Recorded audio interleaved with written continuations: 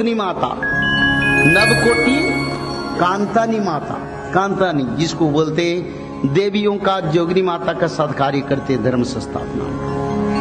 वो घूम घूम के मनुष्य हर घर में मानव के शरीर में घुस के रोग फैलाते थे। अच्युतानंद ने उसको लिखे थे, बोले देवी माता रूप बदला के रोग रूप में मनुष्य शरीर में फैलेंगे और मनुष्य लोग जो भी दवाई खाएगा कुछ काम नहीं करेगा। कोरोना था चेतावनी,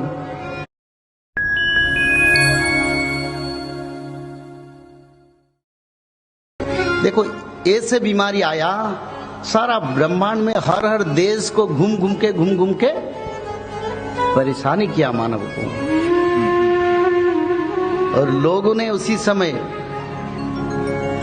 अपने बंधु बांधव सब भूल गए, बोले थोड़ा दूर से रह के बात करो। घर को आना मिलना आपस में जैसे सब चल रहा है ना, कलिजुग की परंपरा, उस परंपरा से क्लब होटल सब बंद हो गया। तभी मानव को शिक्षा नहीं मिला ये किस कारण हो रहा है, और ये जो बीमारी है इससे कैसे आ रहा है। गला बंद कर देता है, देवी माता तो गला को दबा के मारते हैं ना, गला को बंद कर देता है, सांस लेना बंद कर देता है क्योंकि गला दबाता है। और भविष्य पुराण में इसका वर्णन है, 64 करोड़ योगिनी माता, नवकोटि कांतानी माता, कांतानी जिसको बोलते देवियों का जोगनी माता का सत्कार्य करते धर्म संस्थापना। वो घूम घूम के मनुष्य हर घर में मानव के शरीर में घुस के रोग फैलाते थे। अच्युतानंद ने उसको लिखे थे, बोले देवी माता रूप बदला के रोग रूप में मनुष्य शरीर में फैलेंगे और मनुष्य लोग जो भी दवाई खाएगा कुछ काम नहीं करेगा। कोरोना था चेतावनी, आगे चेतावनी नहीं मिलेगा। वो तो वार्निंग था पर आगे नहीं मिलेगा, आगे वो मरता जाएगा। हम बच गए, रेशियो 5% था, 2% था, 100 में 2 लोग मरते थे, पर आगे 100 में 100, क्योंकि धरती पर आप संतुलन ठीक नहीं है।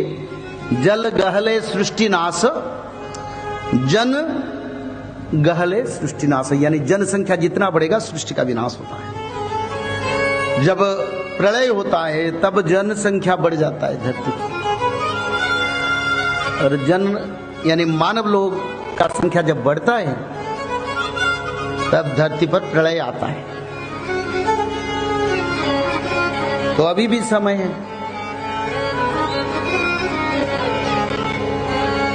इसी कारण ये कथा की पवित्र धारा है आपके लिए। शायद आपने जो बैठे हैं यहाँ पूर्व जन्म से भगवान के संपर्क में था, या भगवान की कृपा था, या भगवत भक्त थे, अच्छा कर्म किए थे।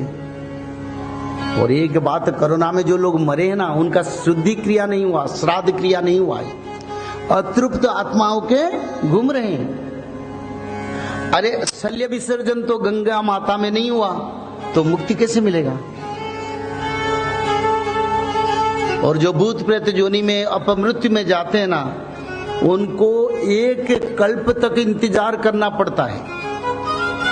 यानी आज अगर मैं हूं, मेरा मृत्यु हो गया, शुद्धि क्रिया यानी श्राद्ध क्रिया जो होता है 10 दिन का, वो नहीं कोई करे, मेरे परिवार, अस्थि विसर्जन नहीं हुआ, तब मुक्ति यानी भूत जोनि में भ्रमण करना तय पड़ेगा, उससे कोई बात नहीं। और भूत जोनि में एक बार आने से वही मानव लोग जो आज मानव शरीर धारण के भूत शरीर धारण करेंगे, तो क्या होगा, 1 कल्प यानी 1 लाख वर्ष से ज्यादा तक उसी रूप में हमको भटकना पड़ेगा। कहीं पेड़ के ऊपर, कहीं नदिया किनारे, किसी घर के छत के ऊपर, किसी को परेशानी करना, किसी को बुलाना। आज यहां बैठे सत्संग, भगवान बोले मानव तुम उद्धार हो जाओ। बोले नहीं, हमको उद्धार नहीं चाहिए, हमको भूत जोनि प्राप्त जरूरी है। कोई बात नहीं, भगवान ने सब रखे, एक एक सब तैयार करके रखे। क्या चाहते हो मानव? प्रमोशन चाहते हो या डिमोशन चाहते हो? आगे जाना है या पीछे? तो जैसे कर्म ऐसे फल मिल जाता है। एक एक कल्प जब होता है तब ब्रह्म प्रलय होता है, ब्रह्मदेव निद्रा में जाते हैं। करीब 1000 वर्ष तक दिव्य वर्ष ब्रह्मदेव सो जाते हैं नींद में। उसी समय जल प्रलय में सारा ब्रह्मांड डूब जाता है, कोई मानव नहीं रहते, कोई जीव जंतु पेड़ पौधे सूर्य चंद्र ग्रह नक्षत्र तारा कुछ भी नहीं रहते। ऊपर में समुंदर मेघलोक है, नीचे 7 समुंदर और मेघलोक से ये समुंदर लग जाता है, कहीं भी जीव सत्ता नहीं रहता है, क्योंकि ये मर्त्य लोक यानी मृत्यु लोक में हम आए हैं और सबका मृत्यु होता है। कोई ऐसे मां का संतान नहीं है जिसका मृत्यु नहीं होगा।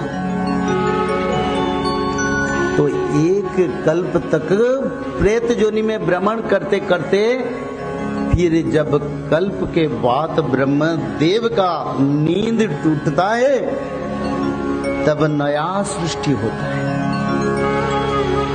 12 सूर्य देव एक साथ उदय होके धरती पर प्रकाश डालते हैं और समुद्र सूखता है, फिर धरती प्रकाश आता है और भगवान ब्रह्मदेव धरती पर जैसे मन्यु शत्रुपा को भेजे थे, भेज के मानव सभ्यता जीव जगत सृष्टि।